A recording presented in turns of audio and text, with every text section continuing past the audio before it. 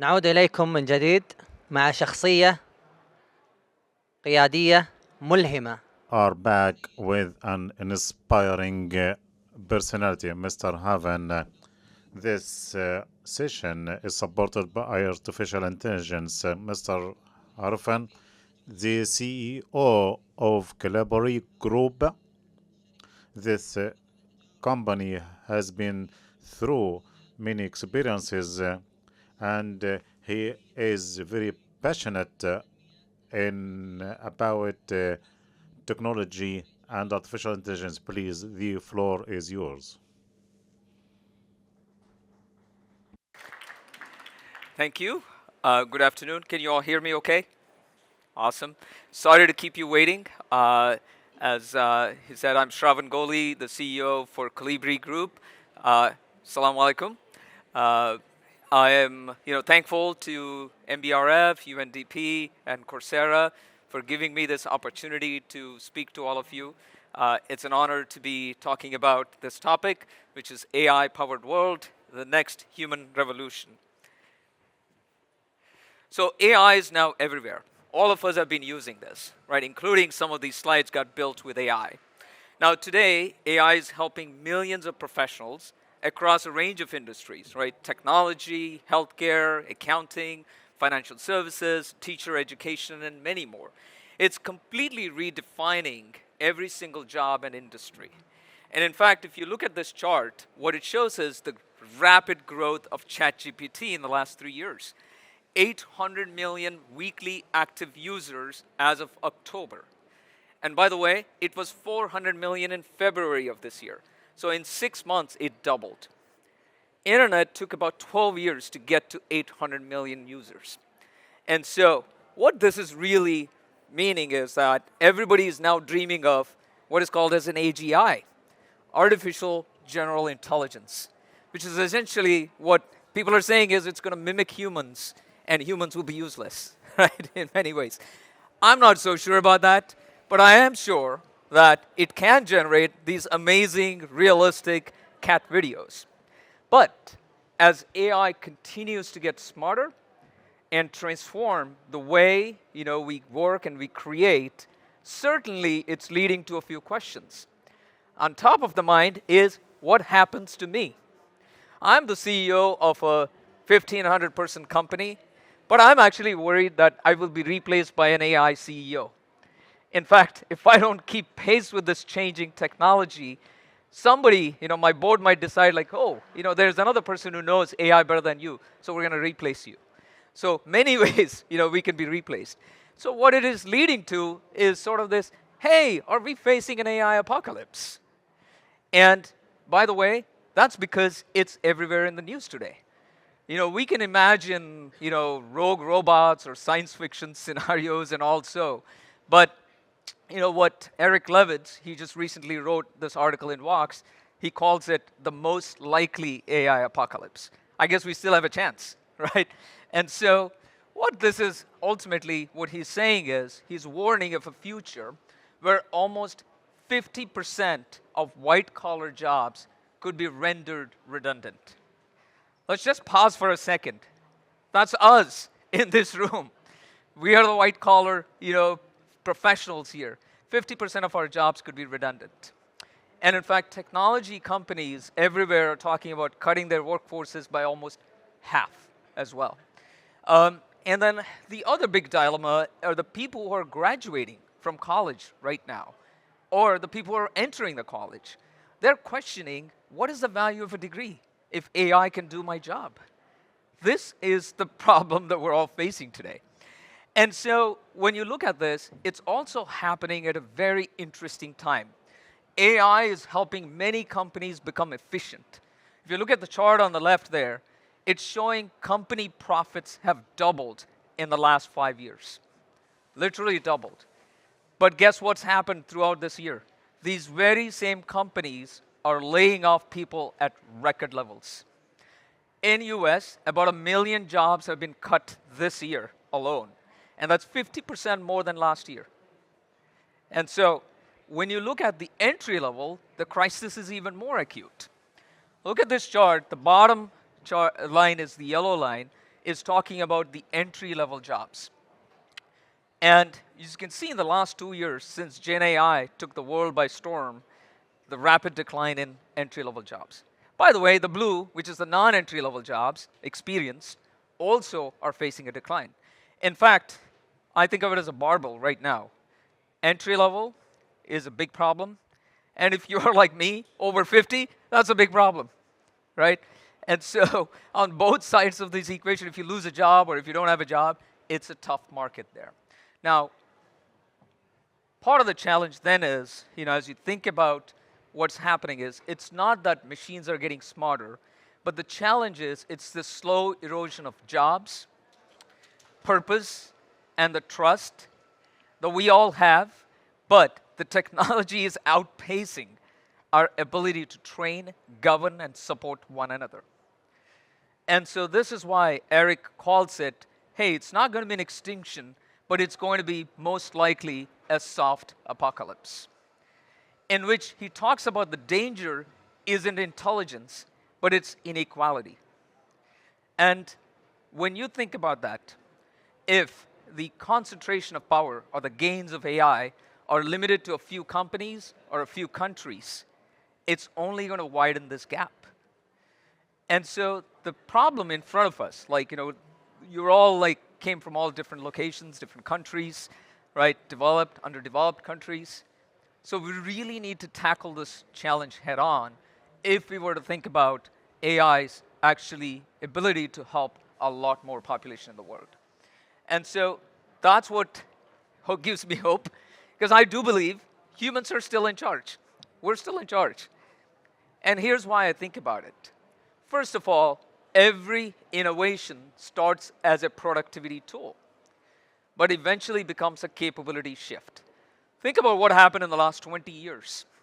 Mobile, data, cloud, everything has created a whole wave of innovation, but it has really changed the capabilities of the world. And I think the AI is going to be no different. Now, the chart here actually shows across many professions, individuals who are using AI are finding that it's actually multiplying their ability to do their jobs. So it's 26% stronger, right? And so we see this at Colibri every day. A real estate agent, when I talk to, they're using AI to analyze the market trends. When I talk to a nurse, they're using AI to help understand new patient scenarios. When I talk to an accountant, they're using AI to interpret the data faster. And so there are lots of ways we can actually leverage AI. But the big challenge is, how do we turn this massive challenge into an opportunity for everyone? And that's where Colibri and Coursera comes into play. It is learning. It's adaptability. It is investing in skills. It is investing in capabilities.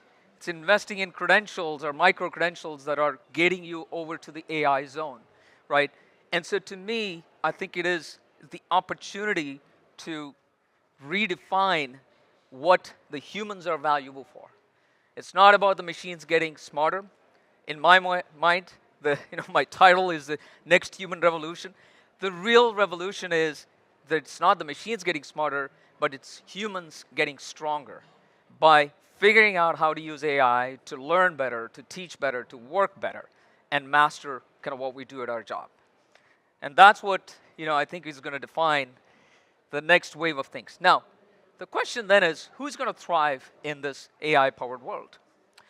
So for this, I borrowed an idea from Cal Newport, Professor Cal Newport. He's the author of Deep Work. He is a professor of computer science at Georgetown University. He has talked about how humans can leverage intelligent machines. This was written in 2019, right?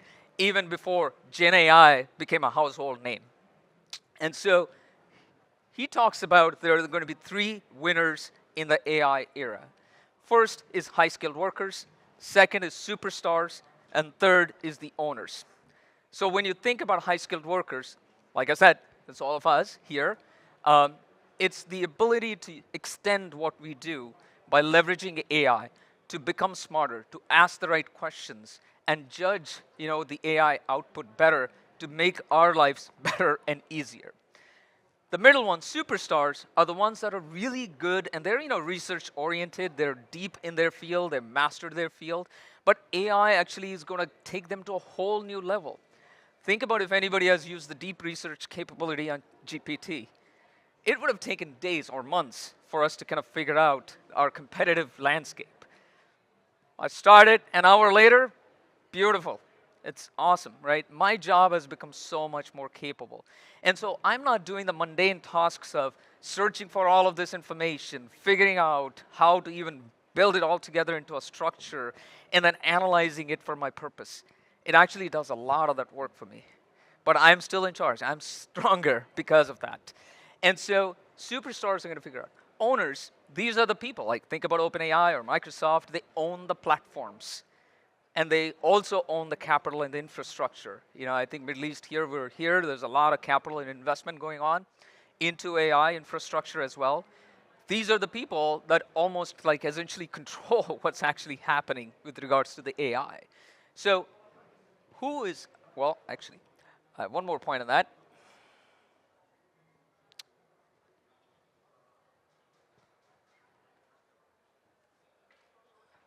Sorry.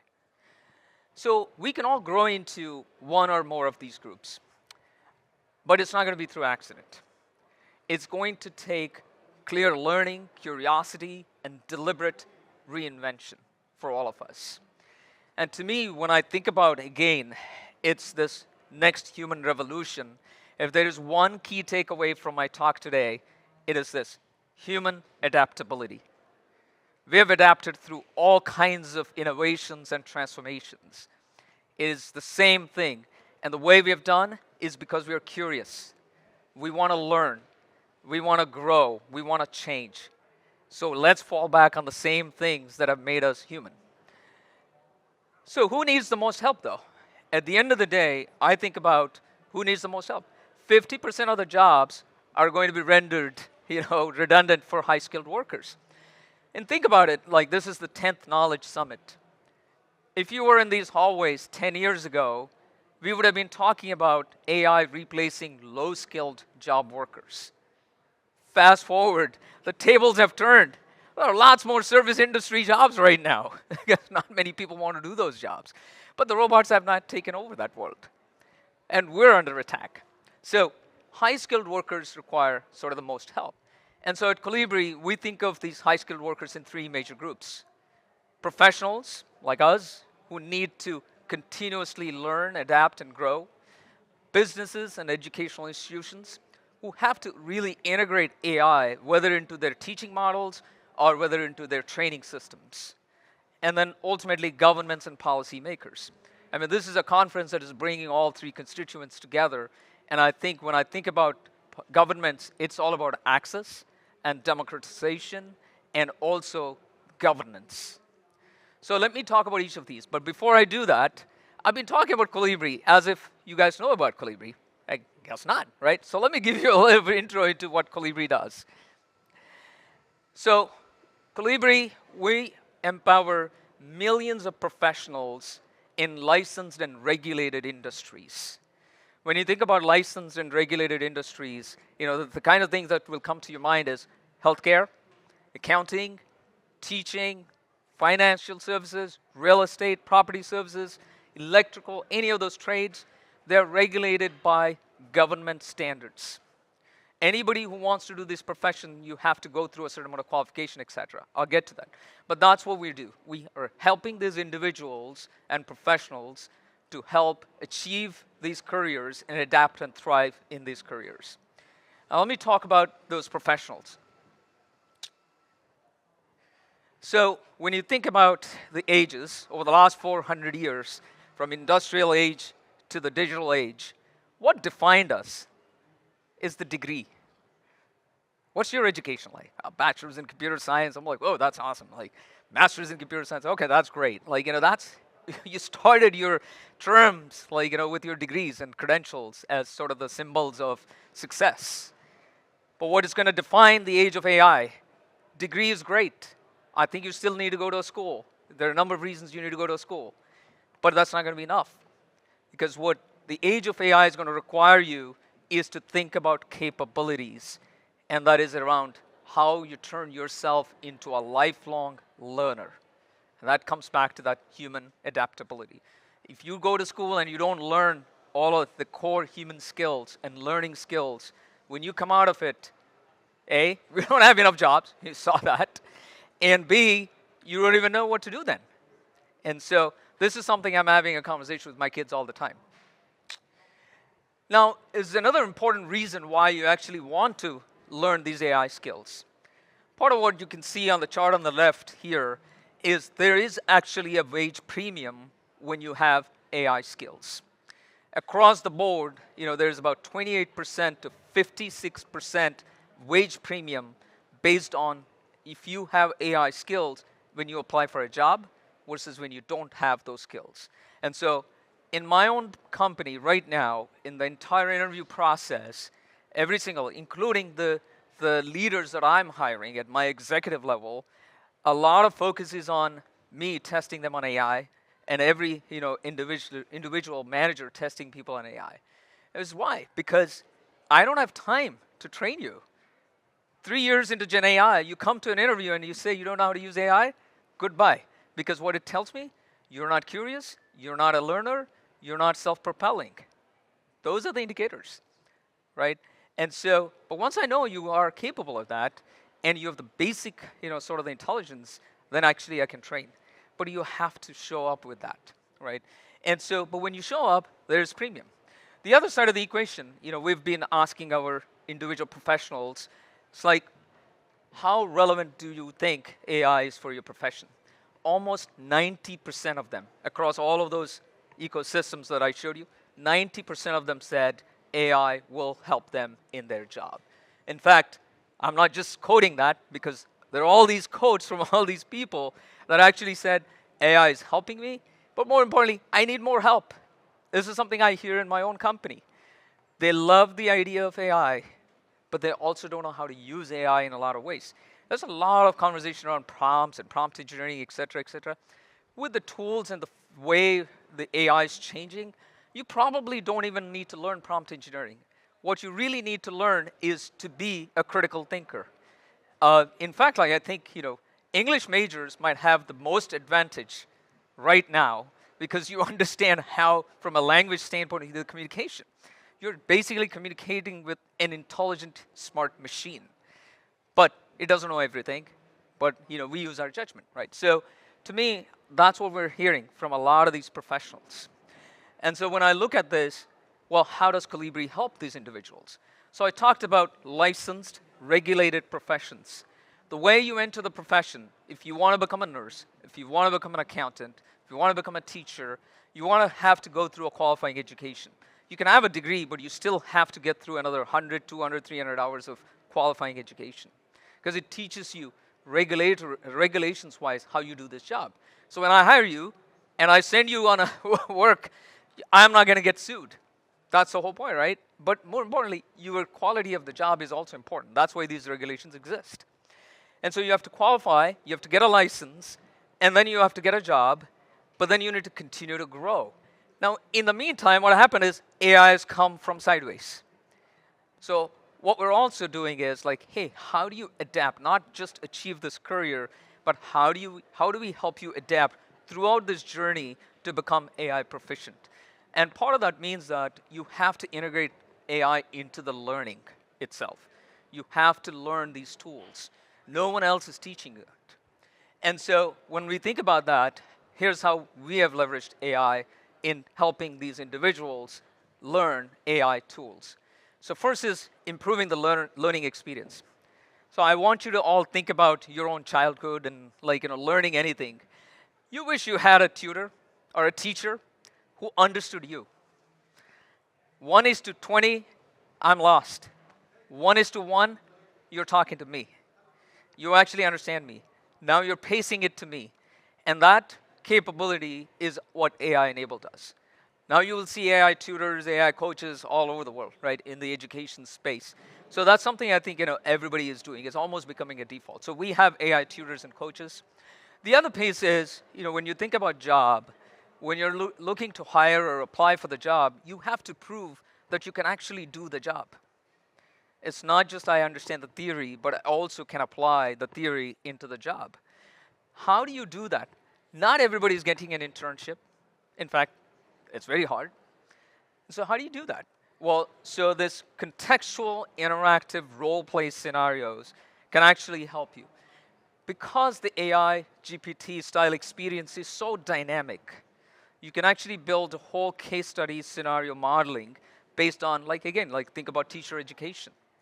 You can put up a bunch of student scenarios, a problem child, or a conflict child, or a super smart child.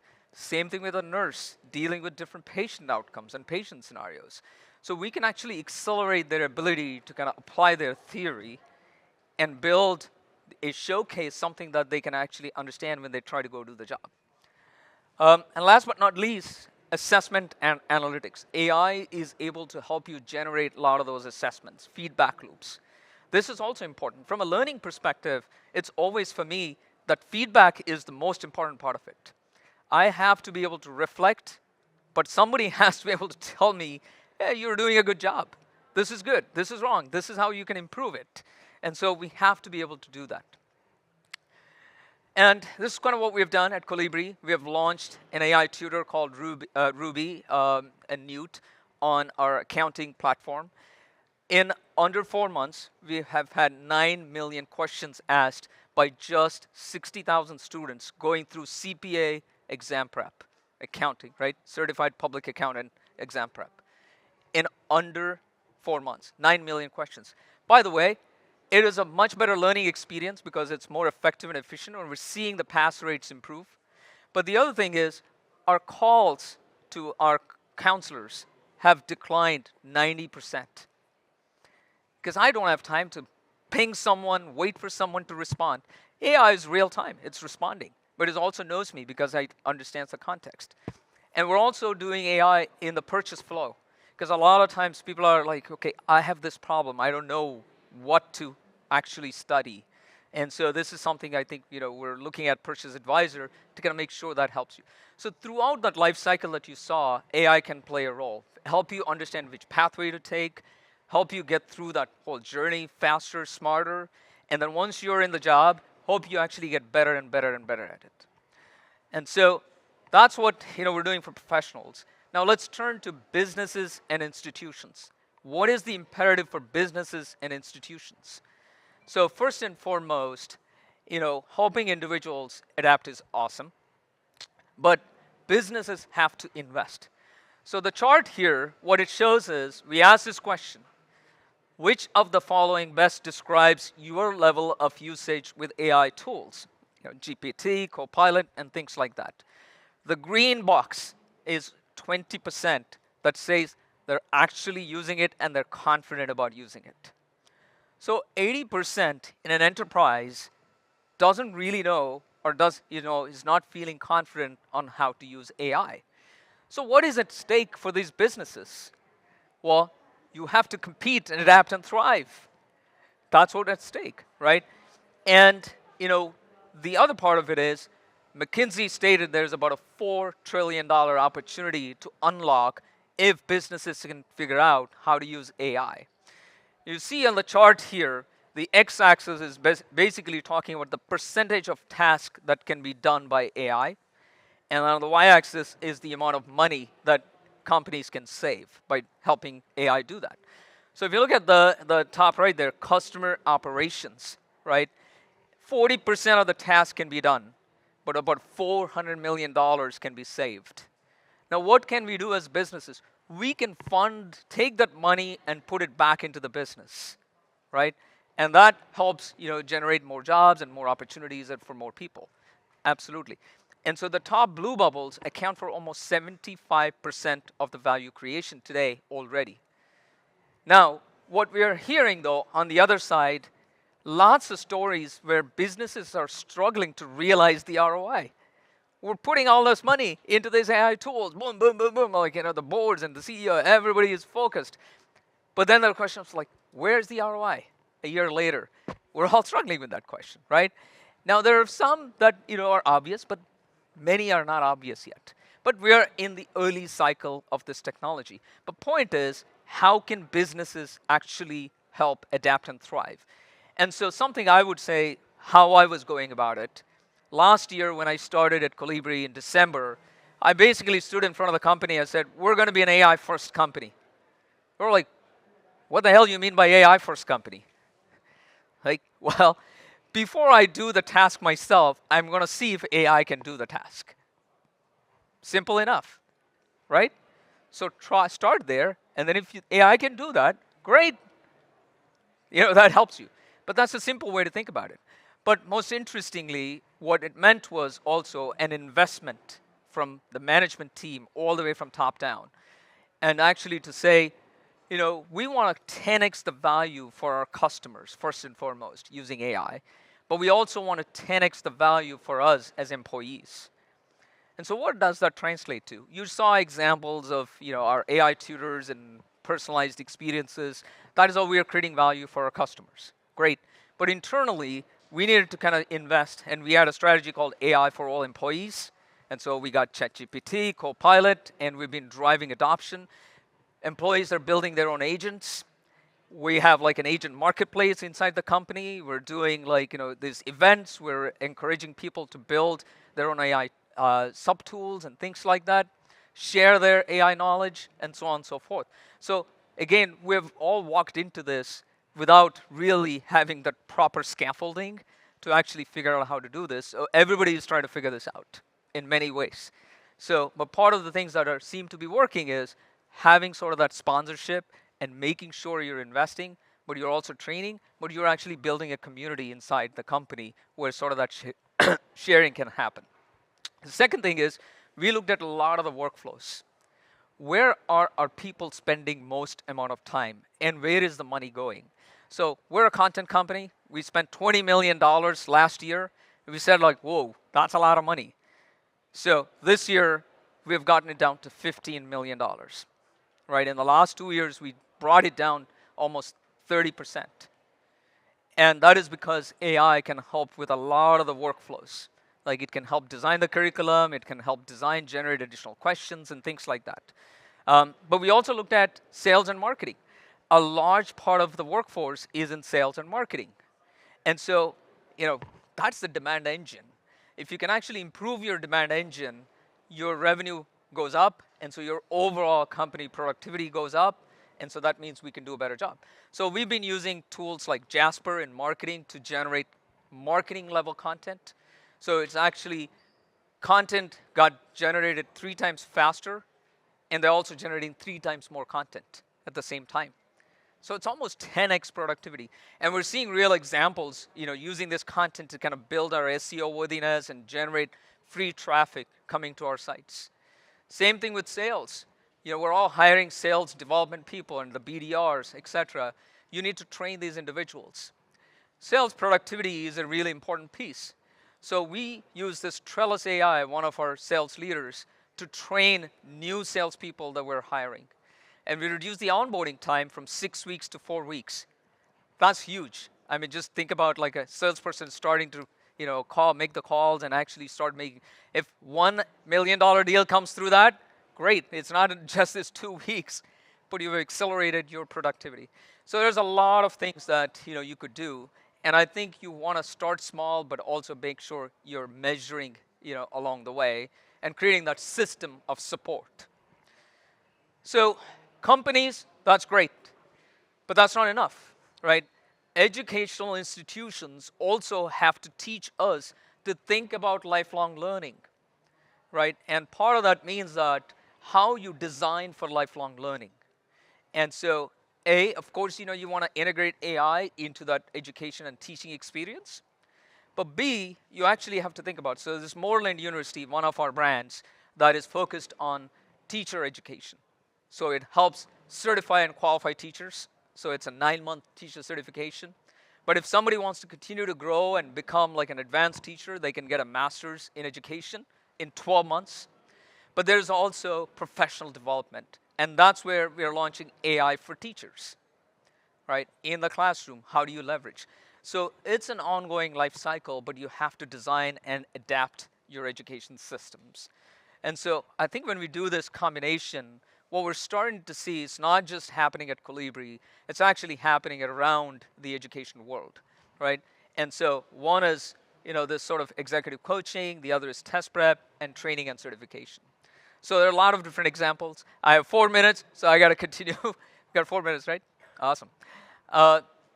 And so the last one is imperative for governments and policymakers. So as you look at, what's the role of governments and policymakers, one of the things to think about is there are a lot of shortages in jobs, right? If you look at many industries, healthcare, accounting, teacher, financial services, there is still plenty of jobs. It's just that most people have shifted to technology degrees. Computer science was, anybody who would ask me like 4 years ago, just go do computer science. I'm like, oh shoot, why did I say that? Like 4 years later, they don't have jobs.